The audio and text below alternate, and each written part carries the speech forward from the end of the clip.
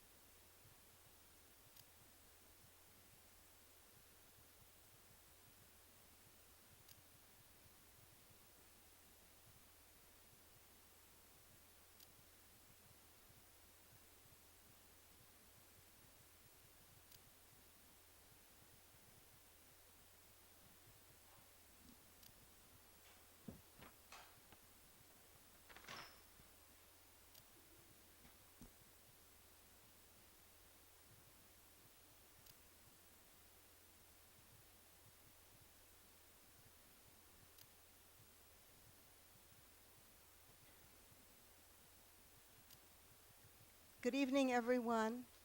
For those of you who are here, thank you for coming on a rainy night. And for those of you on live stream, welcome, and you're dry and warm. I'm Ellen Metzger. I chair the Connections Committee here at B'nai Jeshurun. We organize programming for the older adults at BJ, as well as community-wide events. We're delighted to have with us tonight Mimi Zieman to discuss her new book, Tap Dancing on Everest. She'll be in conversation with James Stolman, a longtime BJ member and Mimi's friend for decades since the first week of medical school. Mimi grew up on the Upper West Side, the daughter of immigrants. She is an author, physician, speaker, and reproductive rights advocate. In addition to Tap Dancing on Everest, she has co-authored 16 editions of Managing Contraception. Her recent play, The Post-Row Monologues, has been performed in multiple cities, and her writing has appeared in many publications. There will be time for Q&A following the talk, after which copies of the book will be available for purchase and signing. You're invited to stay afterwards for some coffee, cookies, clementines, and schmoozing.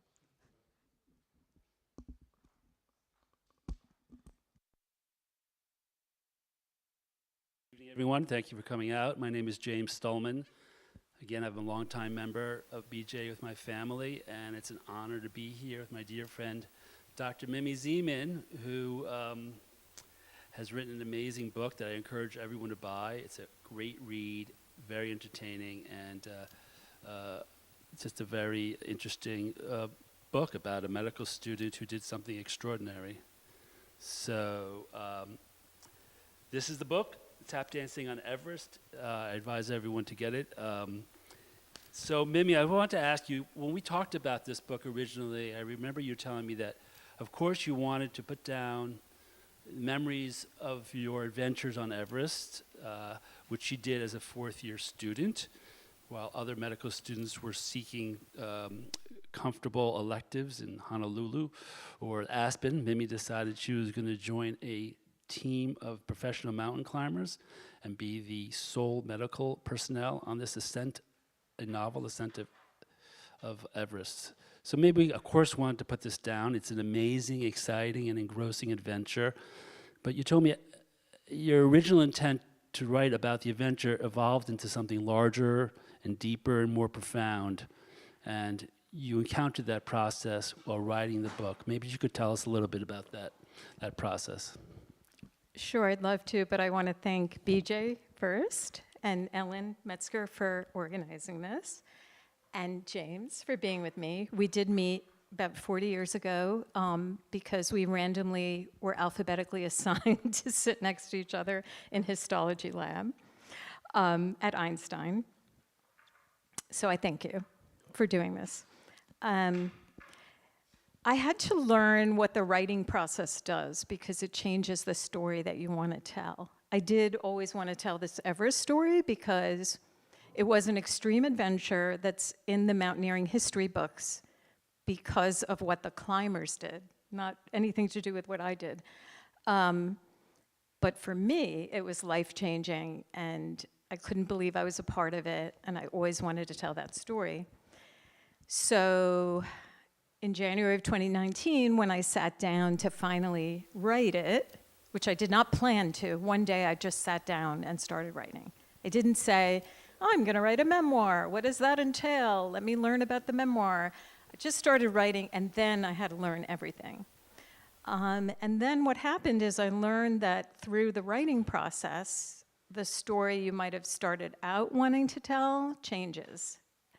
And all of a sudden I was writing about my family. And I'm like, why am I doing that? I never wanted to write about my family before. Why am I writing about New York City? And we'll get to this, but BJ's actually in the book, although it's not named. And I had to kind of go with the flow. And at that point, I immersed myself in writing classes, memoir classes, writing critique group, craft books, et cetera, to understand what is this I'm trying to do and how do I do it. So I had to kind of let go with the process and see where it led, and it became a coming-of-age story. It became important to me to tell a story that's a woman's voice, because there are a few books on our expedition. Even though there were only 4 climbers, 2 of them wrote books, a third wrote about our expedition in another book, and then there was just me, the only woman, and I wanted to say, what's the woman's story? And then it became a Jewish story, which we'll talk about also. So it evolved. So let's talk about the Jewish aspects. Why don't you give us a little background about your mother and your father and your connection to your Jewish roots? Yeah, so that started kind of pouring out of me. My parents and my grandmother are featured in the book as huge influences on my life. They were all immigrants. My grandmother came first. She had to flee Berlin in 1933 when Hitler came to power. She went to Israel, then Palestine, of course, and had my mother there. So my mother was Israeli, and my father was Latvian, the only survivor in his family from the Holocaust. So you had these 3 very large personalities to me coming to this country, establishing their lives, and it was hard as a child to, make sense of that. Where do I fit in to this story? The stories were all incredible, especially my father's. And so I write about that, and once you start writing about that, of course, Judaism comes into it because their lives were all affected by being Jewish. That's why they were persecuted. That's why they were displaced. And we went to Jewish schools, my first being BJ Preschool, and then Manhattan Day School, and then Ramaz. So Jewish values were so important. And we were in these Orthodox institutions, but my family wasn't observant at all, really. And so that was a conflict too. But I write about all of that. So tell us about your connection to B'nai Jay. Okay, so I don't name it, but I've never read this out loud, but when else would I do it except for being here at BJ? So I'm going to read this little section, which is meant to portray life in New York in the 60s, which was a very different New York. Who here, I know these, who here was that around then? Yes. So this is my little piece about that. When I was in 2nd grade, Josh, who's my older brother, a 10-year-old with choppy bangs and a Batman backpack, took my hand when he met me outside our school's front door 2 blocks from home. So that's here, where we entered tonight, and we lived on 91st Street. We scurried to the rhythm and cacophony of traffic on Broadway, ripe with the stench of towering garbage mixed with the aroma of gardenias stacked outside the florist. We passed the neighborhood butcher, who gave us a slice of oily salami, and Rudley's Diner, where we had dinner with Dad on Tuesdays. On our corner, we were met by 2 or 3 prostitutes who rotated shifts. They had large bosoms erupting from tight bras, hot pants wedged up their rears, cigarettes dangling from their lips, and perfumes smelling of overripe strawberries. They propositioned guys walking or driving by while flicking ashes onto the sidewalk. Josh stared downward when they called, "How about some after-school delight?" At times, we held slices of Sal's pizza, steaming our tongues, while we cranked the double locks to enter the Versailles. I had introduced that as the name of our apartment building. Then examined the triangular mirror in a ceiling corner of the elevator to see if someone was inside waiting to jump us. After 2 break-ins, Mom armored the window facing the fire escape. The steel bars, laden with locks and steeped with black soot, were sentries guarding us from the chaos outside. But the bars didn't mute the sounds drifting up in a nocturnal wave through my alley-facing window. Terror rode in with the surf, rising with the sounds of glasses clinking, radios blaring, and voices ricocheting across the walls. My heart pounded and my mind raced. Is that a cat or a baby crying? A pigeon or a rat? Can the neighbors reach across from their window to mine? Would they lay down a ladder, window to window, to cross the 4th floor chasm? So I try to connect this dangerous New York with part of the preparation that allowed me to go to Everest as one of the themes. Well, as someone who grew up on the Upper East Side, we often brought up our own inner courage to go to the West Side, and there were rules. You walked down Central Park West, Broadway, and West End. You stayed on 86th Street, or you didn't go to the side streets. Exactly. And then you were going to be okay. Yeah, you avoided Amsterdam and Columbus. And if anyone ever bought a pre-war apartment in the 80s or 90s, there would be 3 or 4 locks with jam bars as a standard security in any apartment. Beautiful apartments, but lots of security. Yes. Yeah. So you shared some of your childhood with me, growing up on the Upper West Side. You grew up in this neighborhood, educated at Ramage. You hung out right here in Riverside Drive at the Joan of Arc Memorial with your friends. That's where you hung out. So why was it important to include Judaism in this book? Yeah, so that was part of the evolution that just sort of came out. And now with what we're facing in the world, it's so, of course, with the anti-Semitism, I'm happy that this book portrays a young woman very rooted in her Judaism, proud of her Jewish identity. I didn't plan any of that, right? It just happened. I did a little bit, even while I was writing, want to make sure it showed a Jewish woman who was against stereotype, because I was aware of that, and that bothers me in literature and stuff. And now that it's out, it's really the Jewish community and audiences who have embraced the book really the most. So I did want to read another Jewish part, because people in Jewish audiences do like the Jewish parts. Passover is threaded throughout the book for many reasons. It was always my favorite holiday. My father had moved himself from slavery to freedom and absolutely loved sitting like a king at the head of the Seder table. So this is the first time that Passover is mentioned in the book. I think we're going to talk about how I discover my love of mountains, but I do during college, and then when I'm 22, decide I have to go to the Himalayas. So I'm going to put on a backpack and trek there on my own. So I do that, and this is the third day of my backpacking trip. Dropping my backpack in front of the tea house in Bulbulay, I spotted a couple moving on, not stopping where the guidebook advised. I was looking forward to putting my feet up and cracking open a book, but they inspired me to keep going. I hoisted up my pack, threw it on my sweaty back, and followed them. A short while later, they stopped and spread out their sleeping bags. I did the same about 20 yards away, beside a 200-foot waterfall under a crown of bright light from a full moon. A massive tropical tree stood rooted beside the falls, and the moon reminded me that today was the first night of Passover, the holiday commemorating the Jews' escape from enslavement in Egypt and subsequent wandering in the desert. Lying in my sleeping bag, feeling the cold wind on my cheeks and hearing the branches creak, I realized I was wandering like my ancestors, not knowing what each day would bring. I was walking toward freedom as they had, freedom from my shoulds. And at the same time, I was firmly rooted in my origins, like the massive tree beside me.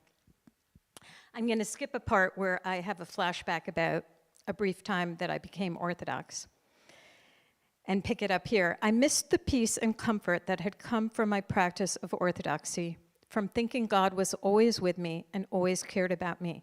I wasn't alone. Yet here, alone at the waterfall, steeped in these thoughts, I didn't feel lonely. I lay on my back, searching the sky flooded by brightness, pondering this Passover night full of hope, wonder, and curiosity. This night was indeed different from all other nights, the phrase that anchors the Passover Seder. This night engendered a sense of home and peace, attached to no deity, leaving me rested, tired, and fulfilled in the shadow of the mountains that had been there for millions of years and would continue to stand for millions more. So you're reminding me and us that the Jews weren't always an urban people, that we have our history in open spaces and big, broad skies with lots of starlight, and that those expanses of nature are very much part of our subconscious or genetic makeup. And I think that's the sense I'm getting about your experience in the mountains. That you're almost connecting to a deep heritage of being in open spaces with open skies. And even though you didn't grow up with that, there was an instant connection. Yeah, I love remembering that feeling of not knowing the calendar date and just looking around at the sky and realizing that the full moon gives us cues. Because we miss that in modern life. So I think that's something special about being back in nature and connecting with nature. So you have this love affair with the mountains. It connects you to your roots. And your family's story is also brought into your love of the mountains and where you came from and where your people came from. And then just to change pace a little bit, now you're in medical school. You're coming to medical school with this love of the mountains and the outdoors. We attend medical school in the Bronx, New York, at Albert Einstein. You have a yearning to get back to the mountains, which is clear. So tell us how you processed what you brought to medical school and what your hopes and dreams were while you were going through medical school, with the studying and the very, hours and hours in the library and anything but broad open skies. Yeah.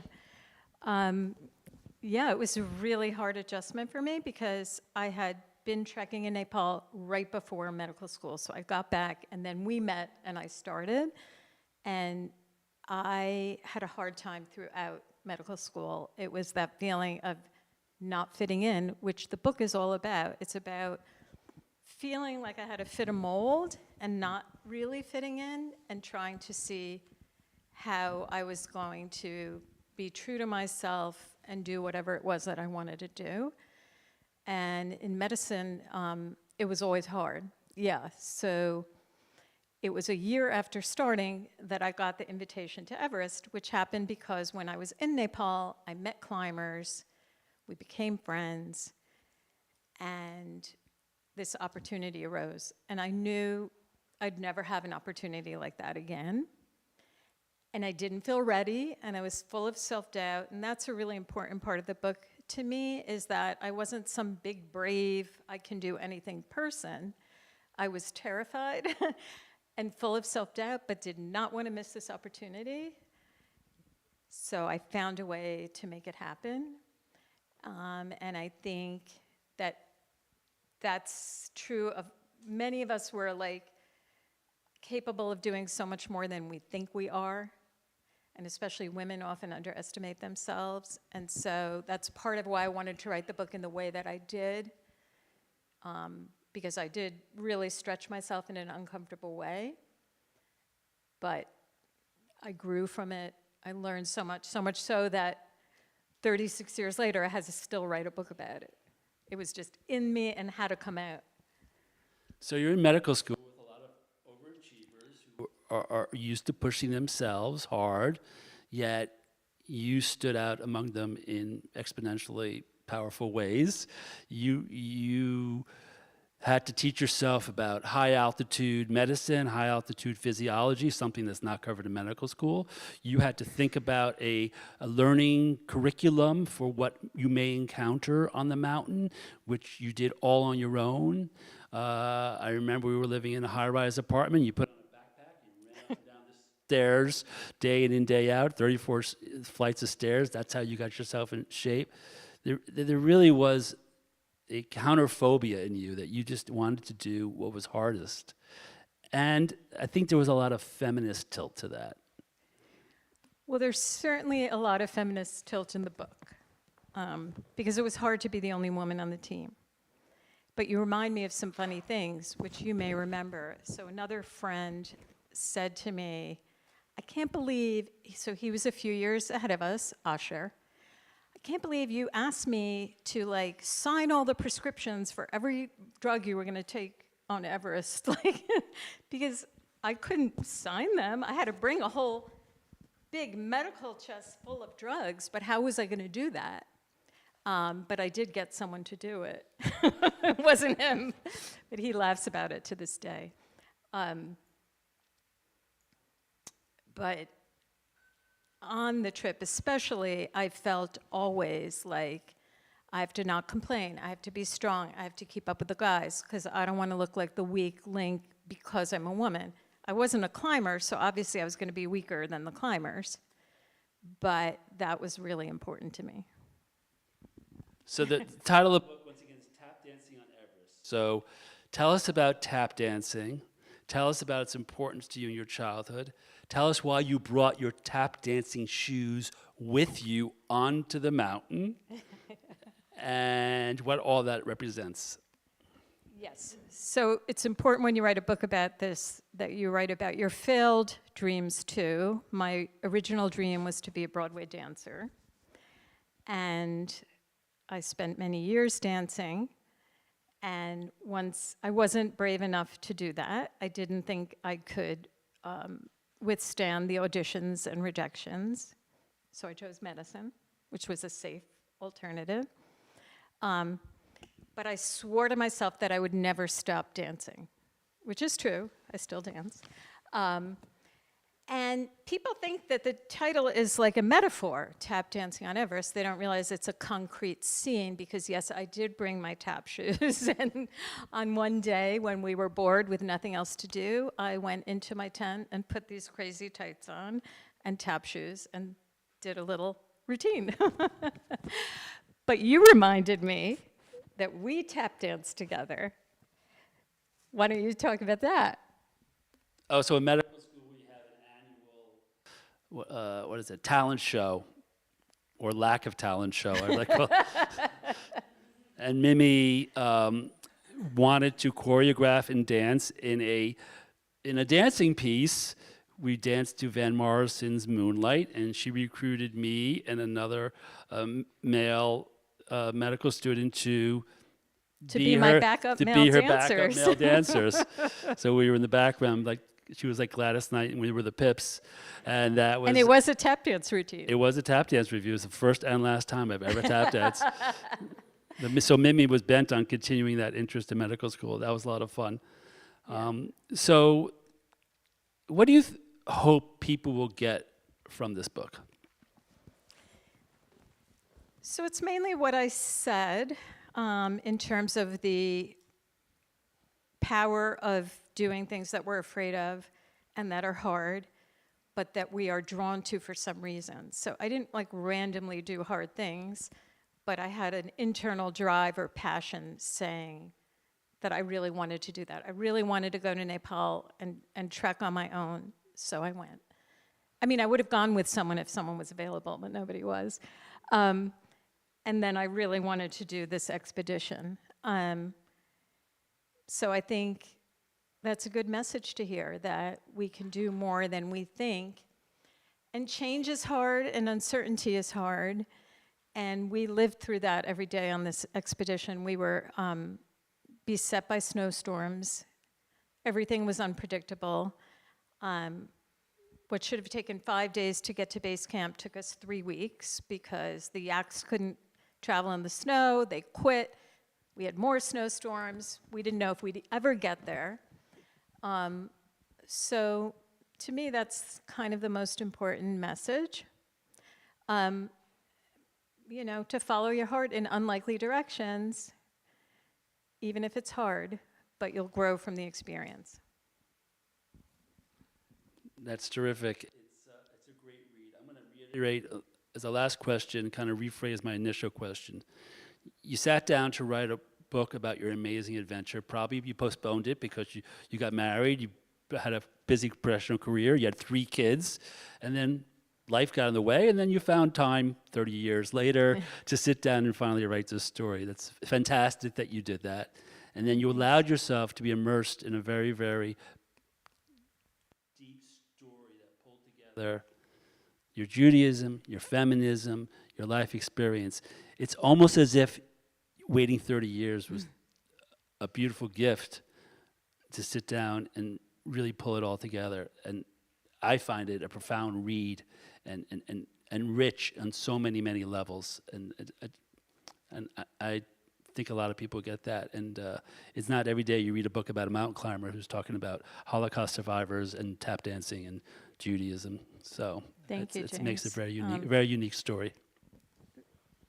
Thank you, and I do think having a life to reflect back on gives you more of that deep meaning than if I had tried to write a book at 25, it would be a very different book. So yes, I appreciate that. So maybe we should open up Yeah, questions? questions. My name is Nina. Did you ever get to the top of Everest? Did you get to advanced base camp or, first camp? So I didn't really go as a climber. The plan was never that I would be on the route. My team, so part of what they did, just to give you more of a context, the side of the mountain we were on in Tibet is called the East Face, and it had only been climbed once before our team. So it's very remote.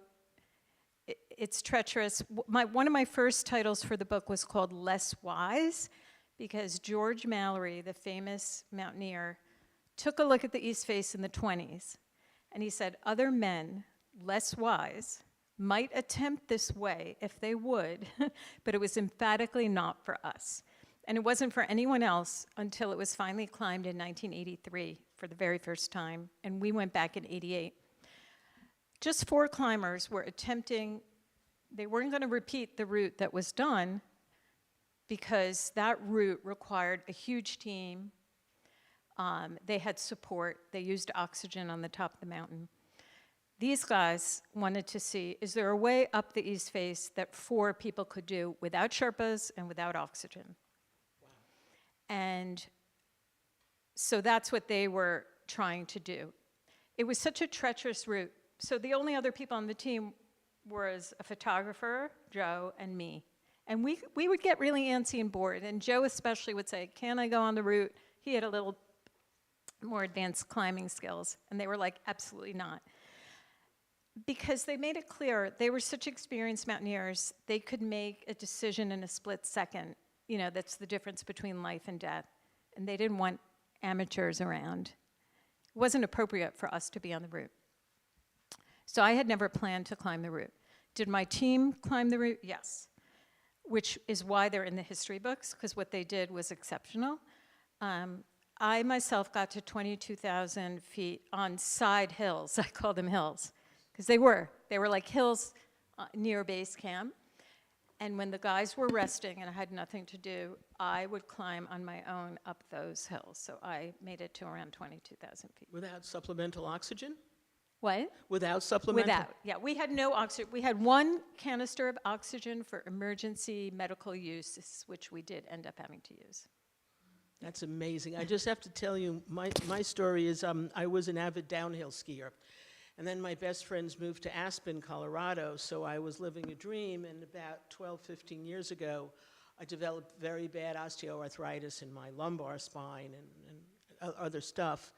And this whole world of mountain climbing, Himalayan mountain climbing, opened up to me. And to this day, I am so enthralled. I've read so many books. Who did you climb with? Because I've read a lot of books, K2 and a lot of other mountain Stephen climbers. Venables is probably the most well-known. Robert Anderson. Oh, Venables. Venables, Yeah, I've read Robert that. Anderson, Ed Webster was a big Webster. climbing star, and Paul Tier. Thanks. That's like I'm really looking forward to Thank reading you. it. You're welcome. Why don't you give people a quick idea how long you were at base camp? Okay, so How long were you that's the other thing. Sitting on the mountain for? People think it's like, oh, you went to Everest. It's like what I see on the news, long lines. It's like, okay. So this was 1988. Was everyone alive then? Not my kids, but. So we were in this remote side of the mountain, I told you. We didn't see any Westerners for the months that we were there. I was gone for 4 months, but, part of that was getting there and coming home. But we were alone on a glacier. We didn't see anybody else. And they were alone on the mountain. They never encountered any other climbers. It was a very different time. But I'll tell you also, to this day, only 15 people have summited Everest from the east face, compared to over 11,000 from Nepal and the popular north face in Tibet, which is a very different part of Tibet. Is that when you have to climb a ladder, a vertical ladder to get up? I know on one of the climbs. They have ladders in the Nepal side. There's nothing on the east face. It's just steep, and the reason people don't climb is tons of avalanches coming down all day. Yeah. Do you give out, Yeah. is there any anti-anxiety medication for some of us in the audience? Just kidding. Hi, I'm Shira. Hi, Shira. I saw Mimi at the Jewish Book Council Network event back in May. Was enthralled. Zoom. On Zoom, We saw each yes, other. with all these other authors. Tell us about some of your speaking gigs. Where have you been? Which audiences have been memorable? Have you gotten surprising reactions, questions, engagement with your story? And you're doing really well with the Jewish audience. Are you wondering perhaps if you're being canceled by other audiences that aren't necessarily Jewish, and if I you intend know. to do anything about it? That's the million-dollar question, right? I'm not aware of any overt cancellation. Jewish authors are being canceled nowadays. I wrote about that in my newsletter today because I am doing the One Book, One Hadassah National Book Club in December, and a Jewish author who did that was blacklisted, review bombed, canceled just because she spoke for Hadassah, which has the word Zionist. It's Hadassah Women Zionist Organization. It has surprised me that the main invitations and readers I've had have been the Jewish world. I have a non-Jewish agent, non-Jewish publisher. They never even paid attention to that part of the book. It's one of the threads among many threads. And I don't know if I'm not getting more of other kind of things because I'm a new author, I'm unknown, so it's not like people are knocking on my door. Or if there's any kind of bias against being a Jewish author. I have spoken at several JCCs, which has been amazing, JCC book festivals, synagogues. I have done some, regular book clubs, secular events, um, country clubs, that aren't Jewish, that kind of thing. I don't know. The book came out in April, so I don't know how to really answer that question. I think this Hadassah thing will be a little bit of a test. It's a good thing you have a day job. Yeah, but it goes along, I've spent my career as an OBGYN and a reproductive rights advocate, so I'm used to kind of being out there and vulnerable to criticism or people that don't agree with me and whatever. Like when we did the play last year, the post-row monologues, here at Merkin Hall, I think my husband Jeff said, like, are you going to be do you feel unsafe because it's a whole abortion thing, and Judaism? It was right after October 7th. I'm like, I don't know. I could be targeted for that, for being an abortion rights proponent, or being Jewish. I don't know. Like, I can't change who I am. So, Well, thank you for your bravery. I don't know. Hi, Mimi. I have two questions. My name's David. I'm actually a friend of Jeff and his husband, and we grew up together. He's my first friend. And now I'm meeting his kids and wife for the first time. Just a little background. Anyway, I have two questions. First, I'm confused about the setup of, like, as as they were climbing, and you and the photographer were climbers. Like, as they progressed, how did you stay with them and catch up to them? And like, just how did it work? I'm confused by that. Yeah, it is a confusing thing. Many people are confused by that. And even if you read the book, I'm not sure it will be clear. But so we had a base camp. And again, people think you're going to be trekking and see a sign, base camp. No, you're in the middle of the wilderness. We chose a flat area that was going to be our base camp. And we put up some tents there. And we had a cook from Nepal. And we hired a local Tibetan guy to help around camp. And then we were going to go to advanced base camp, which was sitting on the glacier right under this route where they were going to try to get up the mountain. It was 11,000 feet straight up from advanced base camp that they had to tackle. When we got to base camp, a couple things happened. We had a Tibetan puja ceremony, which is a safety ceremony. And guess what else happened? I looked up in the sky and saw the full moon, and again realized it was Passover. Oh, wow. But this time I had a tent and friends, so I hosted a Seder, which is in the book. So that was fun. And then I learned that night that the cook from Nepal said, oh, by the way, I'm not going to advanced base camp. It's too cold and dangerous. I'm staying. Kasang and I, we're staying here. And I'm like, what? They're staying here, but Joe and I are going there? And that means we're going to be cooking and doing all that? But that's what happened. So we went to advanced base camp, and we all had tents just set up there on the glacier, which is like tenting on ice, basically. We had to be in the tent by around 6 o'clock at night because it was too cold otherwise. So what happened was the guys would, they'd get to this steep face, and they'd say, okay, let's try to go up this way. And they'd go up a little bit, and then they'd come down, they'd come back to camp, have dinner, blah, blah, blah. The next day, they'd go up to that point that they were, and they'd go up a little more. And then they'd come down, and so this took a few months. And so most of the time, they'd be back in camp with us. Eventually, they had a Camp 1 on the mountain. So sometimes they had no Sherpas, so they had to do what Sherpas usually do. They would just take a load up, go to Camp 1, just to get a load of food and fuel to stock in Camp 1, and they'd either stay overnight or they'd come back down. Coming down was really, really fast. Getting up was really hard. And so they had a Camp 1 where they went many times, came back. Eventually they had a Camp 2 where they only spent one night. They did bring supplies up there. They came back to us. And eventually the summit bid was going to be actually only for 4 days, to get to the top, or 5.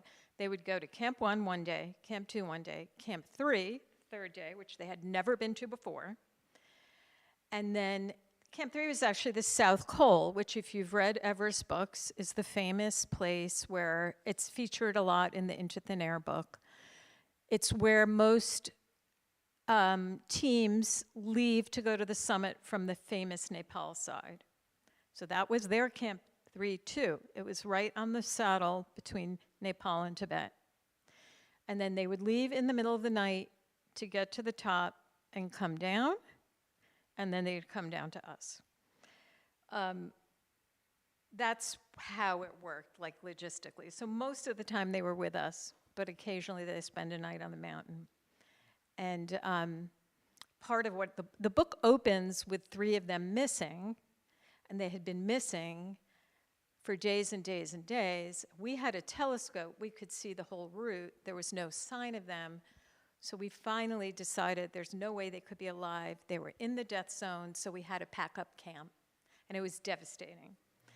And that's also part of why I wanted to tell the story, because I feel like most of the stories you read are about the climbers. Like you said, did you climb? But there are other people, and they're going through a lot of stuff. We were going through a devastating experience, thinking our friends are missing, gone, and what's the meaning of all of this? So that's also why I wanted to tell the story, just to highlight someone in the background, because that's, people want to hear other stories nowadays too, right? So, underrepresented stories. As you were saying it, I was feeling anxiety of waiting for them to come down. Yes. Like I was waiting, Yes. I would imagine you every day, or when they're supposed to come down, are they coming? When are they coming? Yes, we were having a really, truly devastating experience, which is what I wanted to capture. And again, it's like there aren't that many doctor expedition stories. There's none by a woman. This is the first woman doctor in Everest story. That didn't really impress the agents that much. You weren't even a doctor, you were a medical student. That's the amazing part. Yeah. Publishing industry is really hard. I would say that, and they'd be like, well, who says we need a book like that? What's your hook? And I would say that, and it'd be like, publishing's really tough. But I felt compelled to tell a different kind of story that is. Yeah. I had 2 questions. Did you draw upon your medical knowledge in the course of being there? Did you have to help anybody medically? And also, how long did it take you to write your memoir? So yes, I did. So the whole time I administered medical care, mostly pretty manageable things like upper respiratory infections, gastrointestinal problems. What I wasn't quite counting on are all the local Tibetans in the villages would come to me for care. Unfortunately, part of the story is that as the only female, they would also harass me at times if I was alone with them. And I wanted to tell that because I think it's a universal situation for women. And so I also included times I was harassed here in the US, because I think 100% of women go through that, and that is part of the feminism thread in this story. But I did administer care throughout, but then at the end, to give away I never know how to do this at book talks. Do you give away the? Well, I will just say that I had to treat severe conditions. But the funny thing is, so I was a little nerdy. So James is kind of hinting at me being a bit nerdy, I think, as a student. So we had a lot of downtime, but the book is based on journals. I wrote so much in my journals, so many details. That's why the book is detailed. But I also, when I had downtime, I read a lot of novels, but sometimes I would read the Merck manual for fun, or just to keep trained medically. Like I needed to have some medical, I had notes, I had stuff, and I would quiz myself. And then it was so cold, I would sleep with my stethoscope and blood pressure cuff in my sleeping bag because I was afraid that if I had to use it in an emergency, it would be too cold to use. A lot of the book is also about a lot of my body shame. That's a whole other thread. And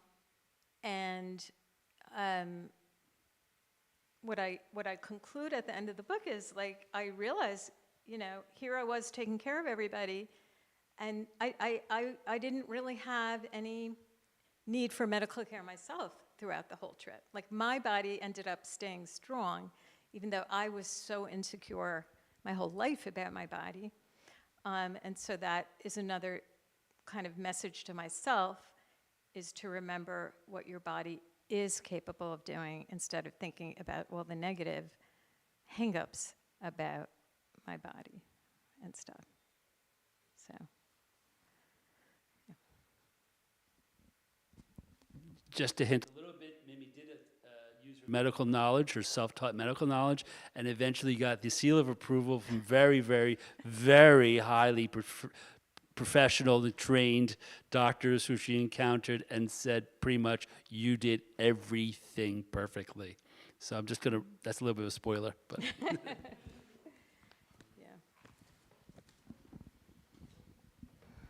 Yeah.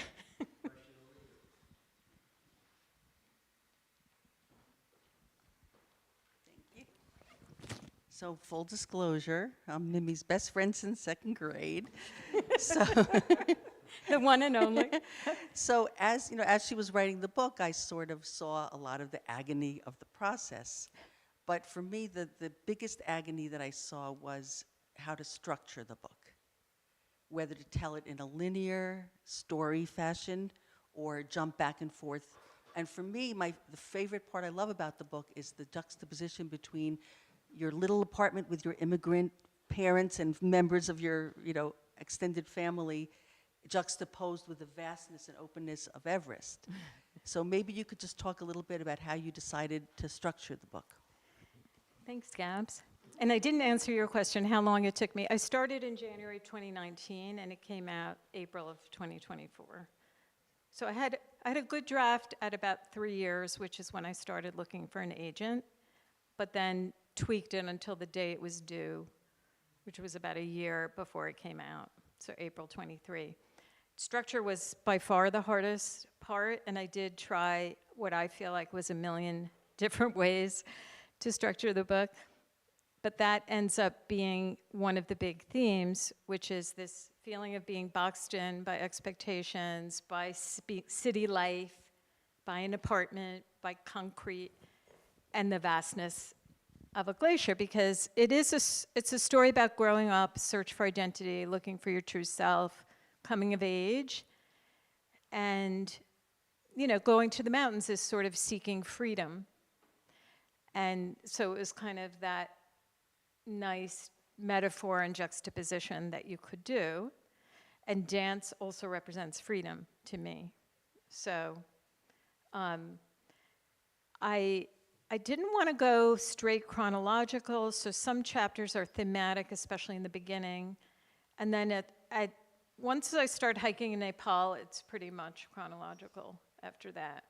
But I was really afraid of telling my family's story because I was afraid that, I was insecure about telling it. So I didn't want to have too much of that or make it be chronological where it would feel more autobiographical, and I wanted it to feel more like thematic.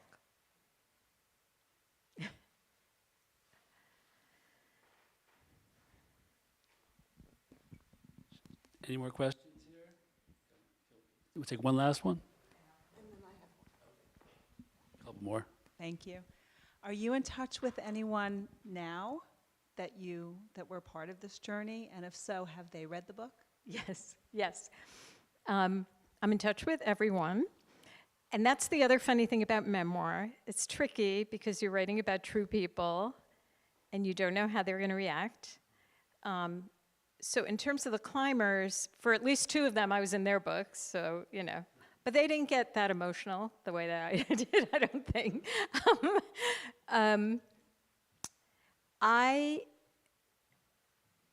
So sadly, the climber I was closest to, Ed Webster, was going to be the first one to read my book, and we had just talked on the phone, and then he suddenly passed away.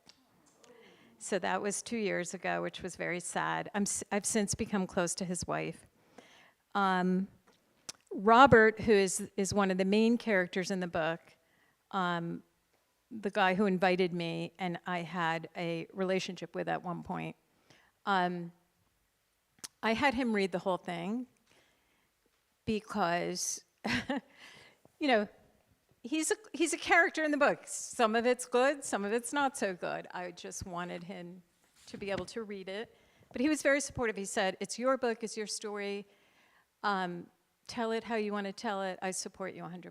So that was nice. And Stephen has been 100%. Stephen and Paul, the other two climbers, read it and have been very supportive. My brother, too. It has some family stuff that made me a little nervous, so I made sure he read it. And then, this is actually a funny story. There's a woman, when I'm trekking in Nepal, I meet at one point, there are a couple of characters that I meet along the way, and I talk about them. At one point, I meet another woman trekking alone, Irene, and you know, sometimes we're squabbling and stuff like that. And we are Facebook friends, and so I gave her a chance to read what I wrote about her and asked her if she wanted to change her name. And she said no, but my version would be different. And we're still friends. But you know, you run that risk when you're writing about real people. So I think I wanted to, like James is quoted in the book twice, but nothing that he would object to or anything. So I didn't have to show him in advance. And I don't use her last name. But yeah, they've been really supportive. In fact, on the day that the book came out, we had a Zoom reunion, which we've never done before. We just never thought about it. So they were supportive and got together on Zoom to support the launch of the book, which was nice, yeah. I just have one question. Yeah. How did you go from climbing a mountain to going into gynecology? That's also in the book. I went into medical school wanting to become a GYN, so I think I was less into being just a doctor than wanting to be a GYN because of just the feminist in me and wanting to take care of women. So I did look at other fields because of this and some of my other interests. I did like emergency medicine. I considered psychiatry, but I stuck with what I wanted to do, which was OBGYN. Yeah, for that reason. Yeah. Thank you so much. Thanks. And Thank you. And I want to thank everybody who's on live stream and for everyone here. I know you know of a lot of people here, and please enjoy yourselves. We have some coffee and cookies and clementines and reconnect with people. So enjoy. Thank you so much, Alan. Thank you all. Yes. And I can sign it for you.